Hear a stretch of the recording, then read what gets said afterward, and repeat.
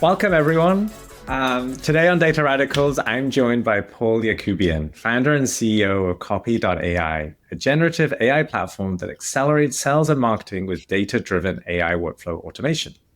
Before founding Copy.ai, Paul worked as a CPA, then moved into hedge fund investing in SaaS companies.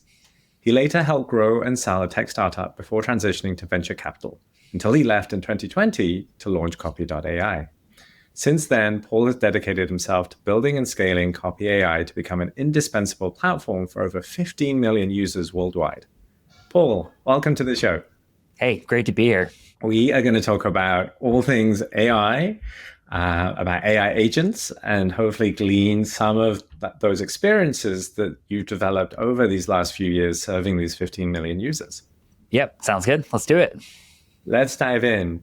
Maybe first of all, for those listeners that maybe haven't heard of Copy.ai before, can you just provide a brief intro?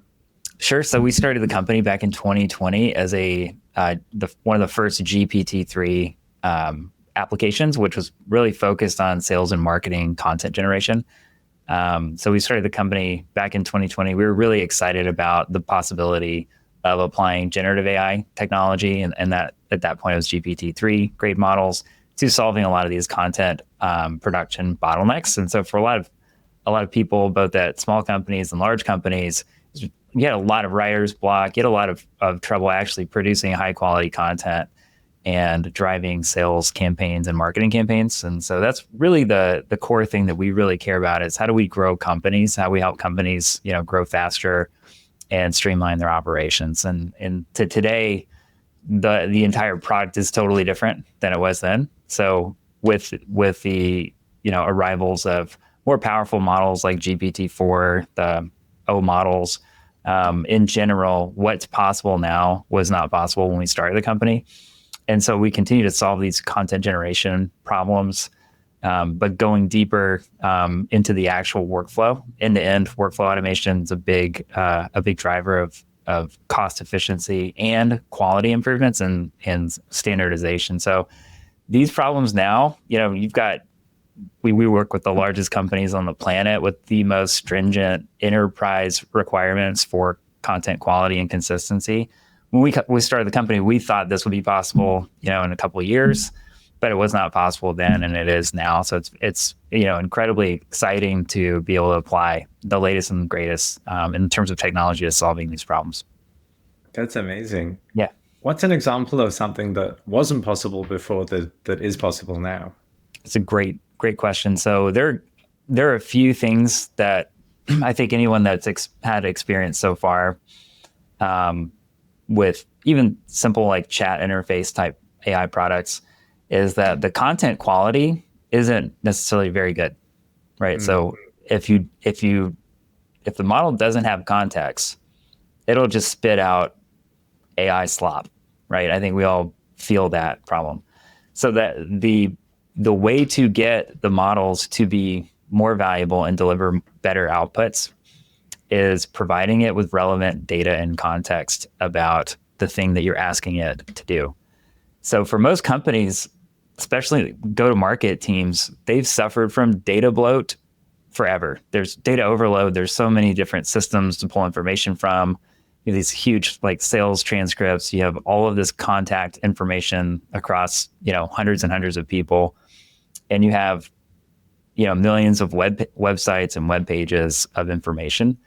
It is not easy to actually take that and make sense of it and manage it and deliver it into the models so that they can actually do something productive with it.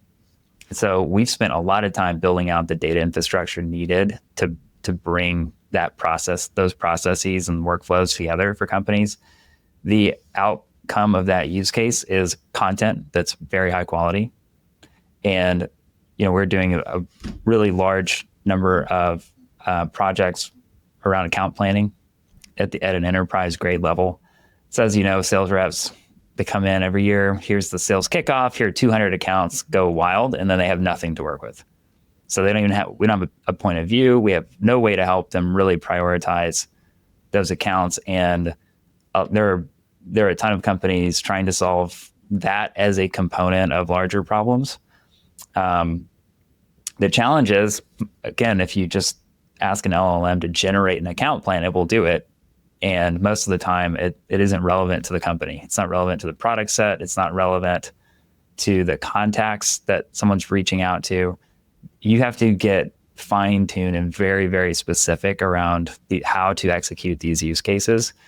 And more problems are the end users don't know exactly how to set these systems up. And so what companies are looking for is, how do we standardize the best practice and ensure that high value, high quality content is delivered to the teams right where they need it. That's a really hard problem. It's not as simple as asking ChatGPT to go research an account and give you an account plan. It doesn't work that way. That's not how we create really high quality account plans. On the content generation side, you have the same thing. You have to be very specific about, who is this content going to? What are we trying to do? What area of the business are we trying to highlight? And then how do we make that very consistent from piece to piece so that you have a unified message across the entire organization? So when you look at all of these problems, it seems like they're all separate products and separate use cases. And there are companies that are trying to do that just one thing and go very vertical in that one thing. But the challenge is, companies have this data overload problem. There's so much data they need to bring to bear on this. The underlying data sets are they are the same data sets that are needed to power all these use cases. So being a point solution in the go-to-market space right now, just does not solve the actual system-wide go-to-market problem that companies have. And so they've ended up with go-to-market bloat, which is when you have too many tools, they don't communicate together, it silos the data out, it breaks all the workflows. And so you don't have a seamless integration of technology to the business process that the teams need to operate. And so when we go really deep and we're saying, hey, what is world-class level and what do we need to do? How do we use technology to solve that problem? That to us, that actually does work. And that's what customers are really latching onto and demanding more of. And so we're seeing just, incredible backlogs of use cases that customers want help with. And then the other challenge, I think I mentioned a little bit of this, is when you're buying all these little point solutions, somebody has to try to go integrate that all together and tie all those systems together. And so you end up creating more operational complexity and not streamlining and simplifying the way that you operate. So from a platform standpoint, you have to be able to execute all of these use cases at a world-class level. That's our fundamental belief. Thank you for taking us through that, Paul. There was certainly a lot there that resonated with me, both as a buyer of software, but also as someone that's worked in the integration space and now in the data space as well. Yeah. One thing you mentioned that I wanted to follow up on is you talked about the importance of data and training the models to get to the right output. Can you talk a little bit more about that? And in particular, what are some of the best practices that you've seen from your customers in working with their data? Yeah, that's a great question. It depends on the use case as to the tactics of how do we get this to work. Generally speaking, there are a few ways you can go about doing this. One is we can be opinionated about a best practice and have a template for that. The second way is customers say, hey, we know exactly what we want. This is what works well for us. We want to take this and we want to replicate that with an AI workflow that allows us to execute that at scale. So we can execute that very easily too. And then the third approach, which is it's everything else, which is, hey, we want this. We think this workflow is going to be really valuable. We have no idea what great looks like, but we have this belief because of these reasons that this looks great. And a lot of times that there's been an inability to execute on that particular workflow for whatever reason. And AI workflows allow them to unlock that use case and that workflow. Well, we will invest with our customer to get those workflows up and running as well. A lot of those can be pretty custom and kind of bespoke to their business or their industry. I've seen a lot a lot of ROI delivered through those. And that gives us, as a company, the ability to actually go much deeper with customers, which they really appreciate. And then it's a little bit of an iteration process. So companies, we have our own, post-sales engineering team, professional services. We can help them, guide them on that process, like back and forth until they get the quality level to where they need to get it to. Other companies where they might have more of an IT overlay into their maybe sales or marketing organization, they have internal kind of power users that can develop and do that iteration on their own. So it's a little bit, depends on maturity of the business and then how deep and broad the team is.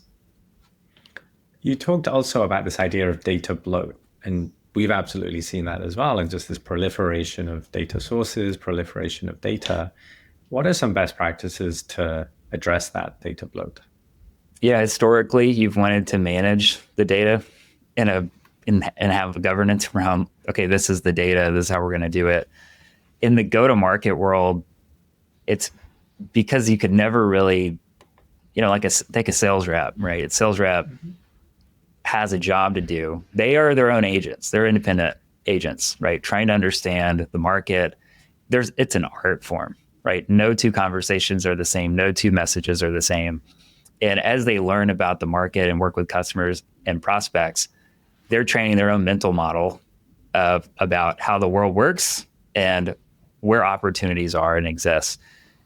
They don't go query Snowflake, like a data warehouse in Snowflake. There is actually no interaction between the data foundation and those teams historically. On the marketing side, we kind of just dump a lot of stuff in there. And then also historically, there will be maybe like data science teams who have jobs to own, specific use cases and workflows. It could be like churn reduction, initiatives or conversion rate optimization and like really high scale things. And so there's been a little bit of a mismatch of, okay, we have data, but the data is actually coming through the go-to-market team's browser, right? Somebody opens a tab, we go research something, it shoots into the browser, and then they close the tab and the data is gone, right? And we relied on them to take action on that. And there is no back and forth on, okay, well, where is that data going? Yeah. What did we as a company learn from that? And the answer historically has been, we didn't learn anything, right? And even worse, if that team member is no longer at the company, you've lost all the workflow around that and the data.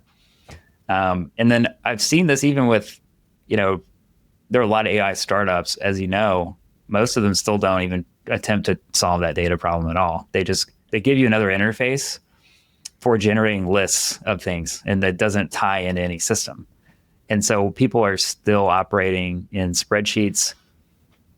Fundamentally, that doesn't really help the company make progress long term. So as we build our platform out, the data foundation is really key. What are those core data silos from different systems? Once you have those systems in place, you want to be able to sync and bring that data in to actually drive the work. So, far too long, you've had maybe a data system and then the analytics side, and maybe it's sending you a lot of insights, and now you've got alerts and notifications. It's still not, that's just not solving these problems in any sophisticated way. So what we're working with is take those data silos, sync them up, and then make them available to the workflows. So if you have, a lot of teams are using call recording, that's a pretty popular way to bring that information in. But it's, the call recording software has bundled some like predefined workflow. And simple use case is meeting notes. Well, if your meeting notes that you would write don't look anything like the summarized meeting notes that come out of that, you have a real mismatch, right? Like, your business and you know what matters, and that's what you're extracting out of these systems. The systems that are really point solutions or bolting on separate functionality don't solve that business problem because they're not allow the customer to be opinionated and customize that enough. I also, one of the other things is when you look at how do we take this huge set of information and deliver what's needed to the right person, all of a sudden you realize, wait a second, the meeting notes that the sales leader might care about or the CMO might care about are totally different than what an AE might care about or the SDR might care about. So, how are we going to go solve that? How do we disseminate the information that matters in the right shape and context and deliver that when it's needed? These problems are really, really hard. And then the last thing is when you silo things out and you're buying point solutions and every team has their own go-to platform, there's a trade-off that's being made. And that trade-off is interdepartmental cohesion and efficiency. And so if you have everybody now is operating on different data sets, they don't really sync well together. Maybe you do have some information that's flowing from one to another, but what you don't get are these like multi-order insights, because you can't run queries on that joint information. Maybe some companies, really large ones, will try to join that in a data warehouse. But overall, it's very hard to even run queries like, what are the 4 most common initiatives in our customer base across this industry, like by this role, right? By this particular role. So what is CMOs at, in financial services that we've talked to, what are their big 4 initiatives? And show me the quotes from that. Like, what are they actually talking about? Can't run that today. And so what we do is we say, okay, well, that's valuable, but we don't have capacity. We don't have enough product marketers to actually go in, and there's no time, right? You can't even watch all these calls. And so what gets missed, especially as you think about great content, what's the input information to great content? It's actually like it's an idea. It's a brief. It's like, we think our prospects and our customers would find X, Y, and Z valuable, right? And a lot of times it's how do we rethink or reposition the conversation? So when we looked, you could talk about, everybody's talking about what are we going to do, with AI? What are we going to do with AI for this year? That's actually not the conversation at all. Like, for most companies, it's like, hey, the org just changed dramatically last month, and we're having to clean up and figure out what we're going to do, right? That's a real conversation. Another one could be, we're launching this huge bet on a new product line and we want to win this entire segment. That requires us to reposition all of our marketing around that segment so we can speak to that market. Those are real problems. And when you start to dive into this information, it's just sitting there. And you're just thinking, man, there was no way to even extract that out of all this data we already have. So when we think about it as a data problem, those queries that were like wish list queries, you might send a person to go do a deep dive for a couple weeks. You can get that instantly. And then once you get that instantly, now we're moving. Now we're taking action on it. We're creating content around that. And then we get that content out of the marketplace. Suddenly people are like, wow, okay, they understand my business. That gives us credibility, right? That helps us get demos booked. That gives our sales team credibility when they're having that conversation about their business objectives.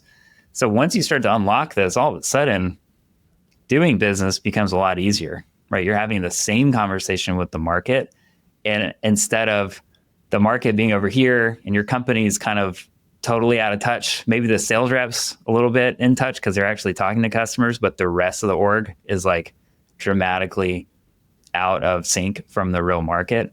That problem is, I think it's the most important problem to solve, which is how close can you get to customers? How close can you get everyone at the company close to the market and close to customers in every interaction? And that's never been possible before. Content is one way that we take action. The other way we take action is, how do we deliver the content? It's not enough to post on the blog and say, job done. We're done. No, distribution matters, right? So if you have a lot of SDR teams, It's like, what am I sending this person? It's not a contact, it's a human, right? And they have things that are going on in their lives. If we know who we were trying to reach out to, now we can predict and kind of understand what content's going to be hyper relevant to that person. Once you have that production process for content, now you can go create the content and distribute it right through your SDR, right to that account. So you can do these little tactical campaigns and start to pair all that together and say, we're going to ask our own prospects to write the content that we can then share right back with them and engage, allow that conversation to happen pretty naturally. And we do that. We pair that with, other things that the market finds valuable. Webinars are a big one for us. Even things like, just bring the people together over at dinner. Like, it's not a sales dinner, but just bring them together, understand what is actually happening. We find a lot of value in that. We feed that back into the rest of our go-to-market motion. We try to understand where, what is actually top of mind for people. And it's not, most of the time, it's not what's on everybody's website. That's not what's on your mind. So if I'm a large language model, I can't predict your brain by looking at your website. It's not enough information. So this is really setting the stage and the foundation for new best practices, right? That solve these problems in a much deeper way. Agreed. And you mentioned there, I think the context and the collaboration around data is so important. Everyone wants access to data, but no one has full understanding and ownership of all of the data that's needed. And I think that's something that particularly Alician and our customers, that's something I hear about time and again, particularly in the context of AI. And one of the kind of early insights we had about data in general was, if you just take data and you feed it into an LLM model, and then you ask it for information to describe what that data is and how it might be useful, it can do a really good job of that. Mm-hmm. So what that means is that data contains this hidden metadata that we didn't even realize existed. But when you think about it, if I show you some data, you're like, oh, I could use it for this X, Y, and Z. It has this, I don't know what to call this, but like a resonance where it drives the use case. Like, you can just have data and say, what can I do with it? In the way that, most data gets managed, it gets locked, siloed up, locked away, lock and key. No one has access to it. In the go-to-market space, it's the worst, because the IT org and the developers that are managing that, even some of the data scientists, they are not domain experts. They have no idea what to do with it. And so you end up with a really bad mismatch of, okay, we have data, we're going to store it, but every single day that it sits there, it's become, the half-life is like a week, so the next week that data is worth half as much as what it was. So the goal of pretty much all the companies that started out in warehousing was, okay, great, let's go start to move this data. How do we move it through all the places where it needs to go? That's the end state. Take this data, take this information, go process it in real time and move with it.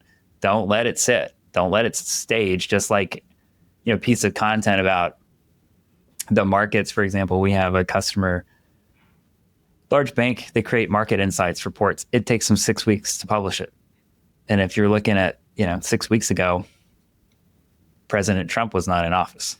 Has the world changed in 6 weeks? It's like, yeah. So all of a sudden, just reducing the timeline to publish, the value of that content's going up.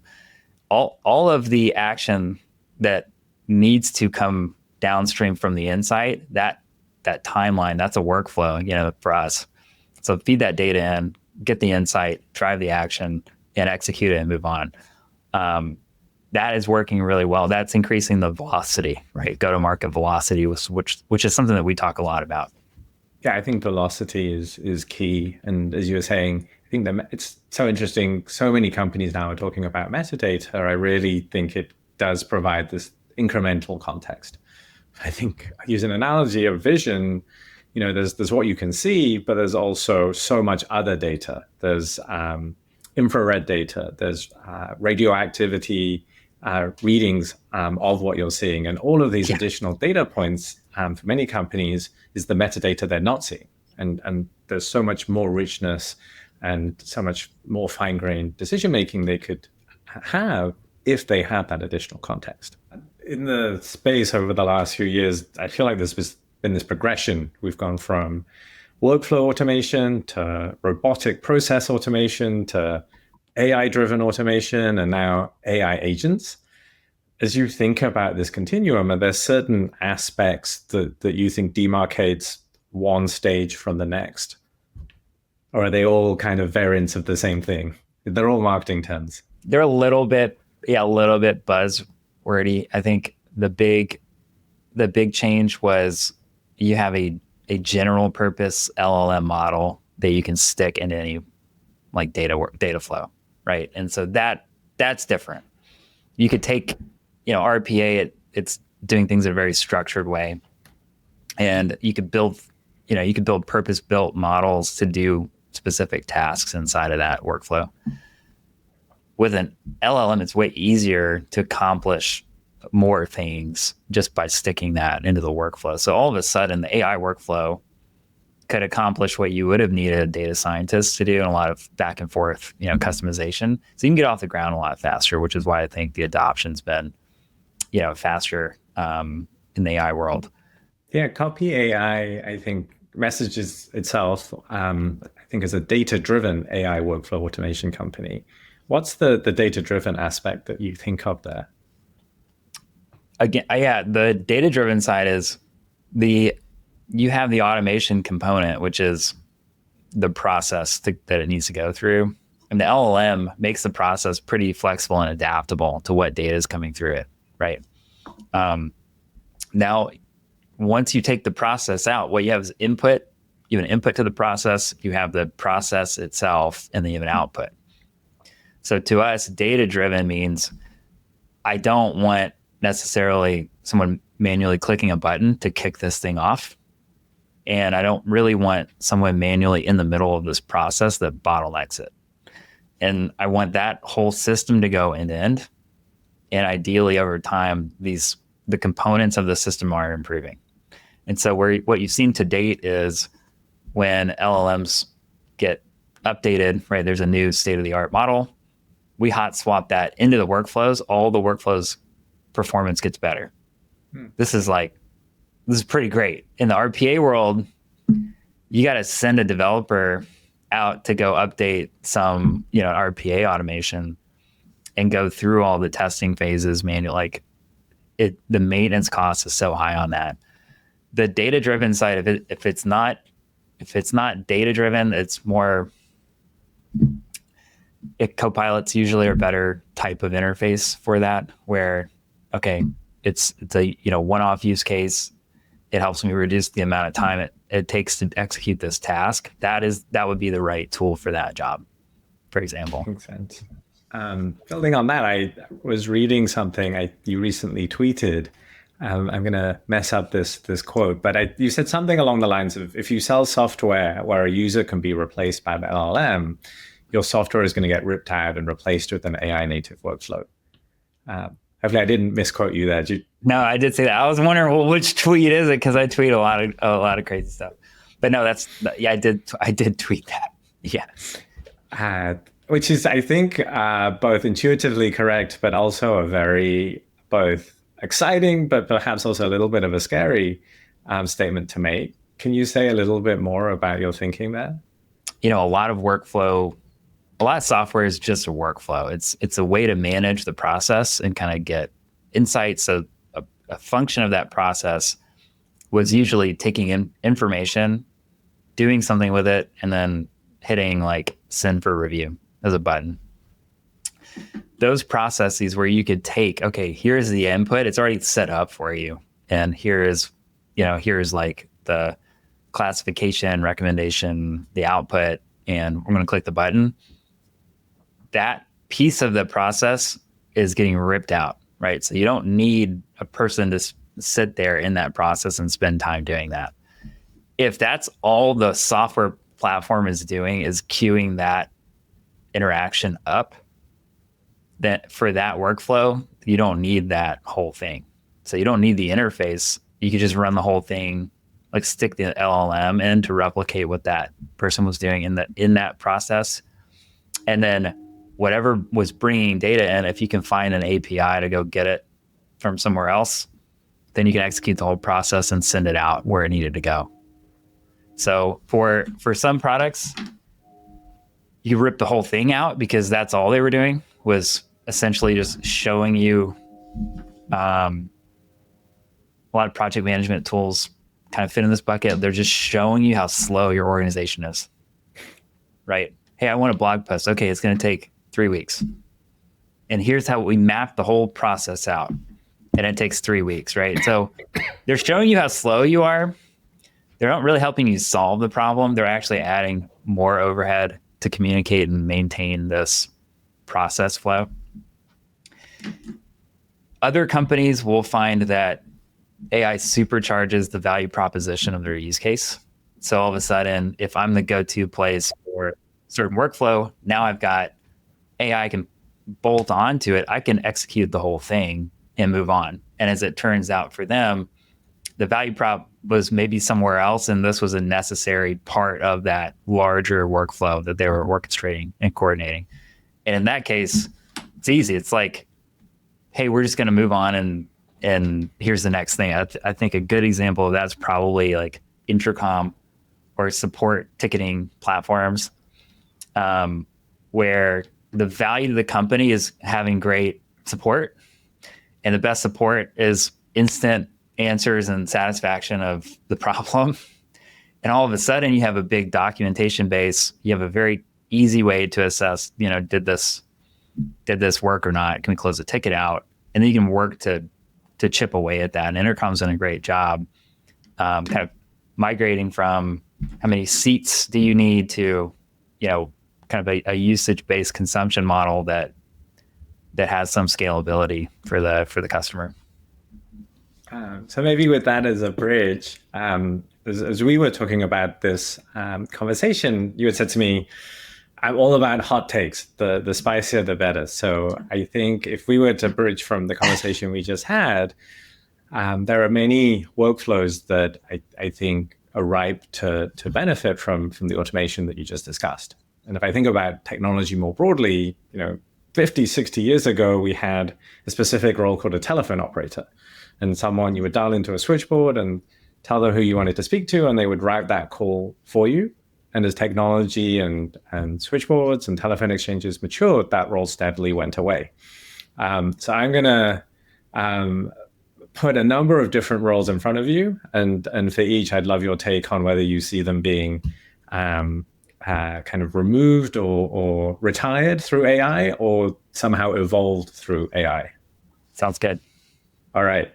SDR, going to be replaced by AI? No, I think you need the SDR. Why is that? Especially if this person is calling another person, I think there's an element of trust there. Now, for some companies, some use cases, once the automated version of that, like with voice gets good enough, I think, that role gets reassigned. I think the role, the highest and best use of that role is talking to as many people in the market as possible. And that's a great training ground to becoming a great sales rep and really understanding the market and really understanding the messaging. I do worry a little bit just what is, if you remove that role, what's the next generation of sellers really like? What's the pipeline of that talent? So that's an issue. But, in general, the SDR role was a carve out of the sales role. So how do we, what if you look at what's on a sales rep's plate, what can we carve out and, shrink the per hour costs of for the set of tasks, right, and hand it to someone else. So at the end of the day, it is still a sales role at its core.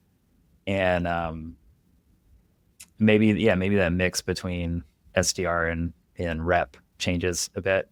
I think where we've seen probably the most consolidation around undifferentiated SDR activities. A lot of times it's like very manual research, data entry, where to it's almost impossible to accelerate that process.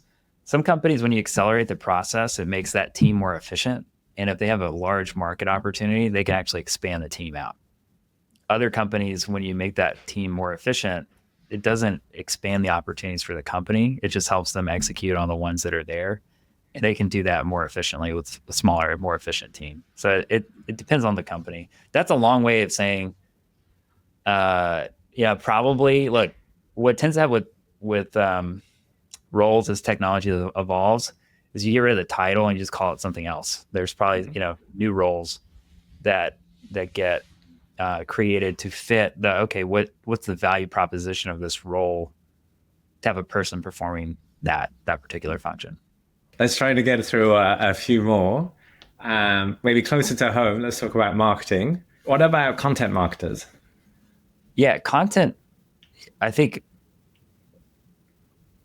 the content marketing is, I always look at it, what's the output of the role? The output of content marketing role is great content, right? That matters, that's relevant to customers. So if you just switch it and put it in the customer's lens, the customer probably doesn't care if that's a person or a system generating the content. Internally, there's a content production process. And my thesis here is, historically, the process was so broken, bottlenecked, and bloated that if it just takes forever and you can't personalize it, it's not valuable at all. Like, you're creating an asset that most of the time is not valuable. And some of the time it is, because we had to have something to do. But I look at the opportunity for more content that's better. And I think that opportunity is infinite. Like, it's almost infinite how much content could get created. So then the question is, well, what's the mix of talent and systems and people to go create that content and deliver it? So far, I'm very, very bullish on that, on the content marketer role. I think the systems approach to that role will go up. Like, how much of a systems thinker will that role need to be? And then the most important thing is still connection with the market and the prospects and the customers, and being laser focused on that. There's been, because the bottleneck of the production flow was so big, I think a lot of teams had the wrong metric to shoot for, which is the output metric. Like, how many blog posts did we write this quarter? It's like 5. Okay, great. We wrote 5 blog posts. Let's pat ourselves on the back. That's not what the customer cares about. They don't care that you wrote 5 blog posts, right? They care that there was something in there that's super relevant, explained to them how you could add value and be helpful to them, and answered questions they had, right? And showcase that trustworthiness and just does this company have credibility or not? Or is it just slop like everybody else? So every single company we work with, we go in, we look at the content and go, does what's working? Does this work or not? And it's really hard to get clear answers out of that. We know the process is broken. So I'm still coming back and saying, what does fantastic look like? It might be okay that we're producing this, but what does fantastic look like? What does that world look like? And then how do we apply technology to go get there, right? And these big bottlenecks are slowness and speed. We don't need more people writing that first draft from 0 to 50 and it takes a week. It's just too slow, right? So if you reapply technology to that, now you can get the first drafts 75%, 80%, and they're very bespoke to that audience that we're writing to. All of a sudden, now you have the ability to go put that time right back on better content. And that's what we really focus on is, okay, what content's really going to move the needle? Which one is somebody going to actually sit down, read? And then how do we deliver that, both on the production side and then most importantly is distribution? Where does this need to go? And putting it on the website is not enough. It's just really not enough. If you're not distributing that out and getting it to the right person's hands, you're not harnessing nearly enough of the value in that content. I think that's right. I think there's to your point, the ability to get to a first working draft much quicker is something that we've seen enormous value from. And then in addition, the release back of that time that you would have spent getting to that first draft can then be spent on these more meaningful and ultimately, I think, more business value additive tasks as well. Let me ask you one last question to close is, given all of that opportunity from your CEO's seat, as you've been speaking to other CEOs, how do they figure out where to get started? Is there a decision framework or a way of thinking where you're like, hey, think about all these opportunities, stack rank them this way, and really prioritize in this way? It is a mix. It is a mix of approaches. So I think from a CEO standpoint, you don't need to go take a deep dive course on how LLMs work as a CEO. You can you set the tone and the pace for the company to move faster, and the company will figure out how to move faster. As you get bigger, you will basically bloat into the size of like a stasis, like it doesn't move, right? You continue to hire people until everything breaks. So with AI, you can now organize information way easier. And so what that unlocks, and this was like a very Ronald Coase, very famous economist, described this, which is like, what size of an organization can technology enable? Before you had computers, it's very hard to organize information. And so even in the retailing business, the biggest store you could have is 10,000 square feet because you had to manually inventory and log everything. Once the computer became available and at a form factor that fit into a company and into one of these stores, and it was IBM, you had 3 companies get started in a 12-month period to commercialize that. One was Kohl's, one was Target, and one was Walmart. Same 12-month period, all got started because IBM allowed them to electronically manage that data and information. And so you would have, did that mean that the store's going to get smaller because they could do things more efficiently? No, it meant they could get bigger. So now imagine you're a large enterprise that's slow and stuck because information's siloed and your decision-making processes are all manual, right? They're getting blocked every time you need to review something, edit something. It's going to a different team and it's sitting. So the work time is actually a very small amount of time in almost every business process. You have communication overhead, which is about to get eliminated in large part. If the whole process can be automated end to end, why do I need to send emails back and forth trying to review and edit things? Like I don't, because I just codified the review process, I codified the edit process, and I brought data in through it and passed it end to end. So what that means is, especially for companies the size of JP Morgan, Microsoft as well, I never wanted to work in a big company because I can't bear slowness. It's painful to me. And I want to drive impact. So with these systems, the future state is big companies are moving really fast, which is very surprising. I think we're already seeing that in the AI space. You're seeing the big winners, market cap wise, being the largest companies, right? They already positioned themselves around the data silos and owning the infrastructure to support that. They're in prime position to take the next level of that, which is what are we doing with large language models? And then above that, they have the largest consumer distribution bases as well. So they're all in really good position to monetize that. So I always believe in the culture. You can just set the culture and the team, the team either figures it out or they don't. When you don't exactly know how to apply that tech to your business, you have to, again, lean really hard on your C-suite that they understand it.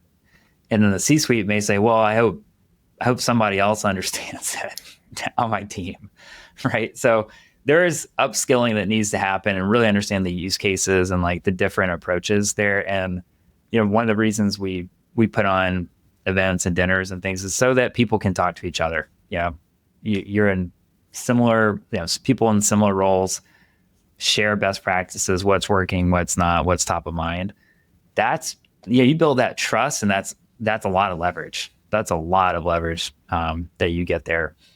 I've seen CEOs struggle with the C-suite hiring to like accommodate what needs to happen from a technology standpoint. Because again, I think as the foundation of the workflow across an organization needs to get re-architected, the people at the top have to get a little bit more hands-on, really understand, all right, what does that mean? Because if it's a restructure in certain parts of an organization between people and technology, don't expect that team to spearhead that effort. It's just not going to happen. It was based, and Elon to some extent, both at X and now the federal government, there's also the approach you just cut your head count. And that is a forcing function to figure out what's important, what's not, and then what broke and what didn't. And then rebuild from there. I've not met anyone that enjoys that at all. It's not for everybody. I think,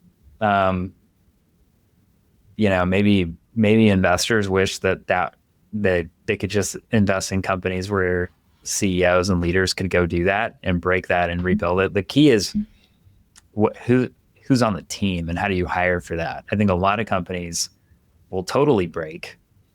And if you look at, the federal government, there's going to be some stuff that's just, if you think it's slow now and you fire half the headcount, it'll come to a standstill, right? So you have to be prepared to live through that standstill, deal with the political heat, and have a pretty good plan on how to rebuild it. If your team doesn't build things quickly, that's an issue in itself. So watch out for that. Like if you're getting the sense that nothing's getting done, that's probably the problem, an issue, not necessarily an AI issue. And I've seen a last point here is I've seen so many companies with broken business models asking us how can AI help them?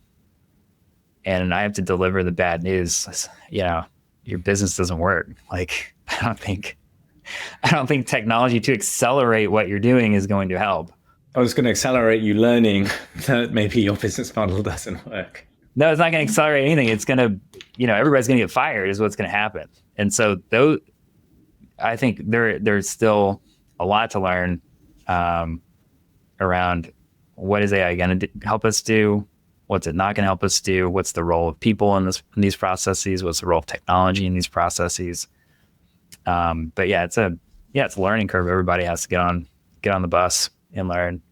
And it's certainly an exciting time. I think there's a lot, as you said, of learning in real time, a lot of changes in approach based on those learnings. Yeah. And we certainly appreciate, Paul, you sharing those learnings with us. Paul, thank you so much for your time today. We've had a really interesting and wide-ranging discussion. And for me personally, took a lot away in terms of some of the insights you shared around velocity, around the need for collaboration, and ultimately how data is the key input and success lever for AI. And hopefully some of these learnings will resonate with our listeners as well. Again, thank you so much, Paul, and look forward to our next conversation. Likewise. Thanks for having me. Bye now.